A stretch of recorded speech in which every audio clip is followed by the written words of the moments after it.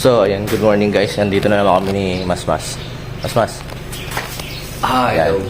At ngayon ay susubukan namin i-resolve itong rubbing issues ng mags nitong aking Hilux dito. Tumatama kasi dyan. Ayan, yan. Ilagyan ko ng drawing. Ayan o. Yun o, tumatama dyan. So, kakat namin siya. Gagamitan namin ng soldering iron. Hopefully, okay.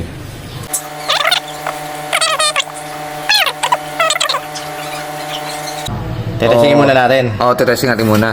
Okay. Patay muna.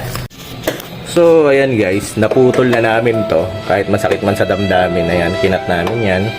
Pati yung inner bumper tip. Ayan. So, kanina kasi yan, buo yan. Pag ganun, whoop. So, dun tumatama ito.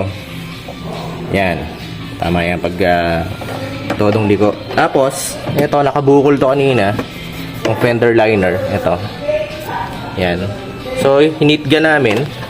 Yan. Using this one. Hinitgan namin dito sa part na to na nakabukol at ipinrest in ko siya. Pala nawala yung kanina nakabukol siyang pag ganyan. Kahit na mag-lift ako 2 inches. Kasi naka-lift na to eh. Ayan o. Naka-ride max suspension na ako eh. Kahit mag-lift ako, ganun pa din. Tatama pa rin talaga siya dito sa tip at saka sa ano. Based din sa experience ng iba. So, pag nag-spacer naman ako, yung palulutangin ko pa yung gulong palabas, ganun pa din. Tatama pa din siya. So, yan talaga. Cut and hit. Yung sa Fortuner ko dati, ginawa ko. Tinanggal ko to. Itong buong fender liner para walang tumama. Tapos, tiniis ko na lang yung kaskas dito. Tuwing nagmamaniobra ako.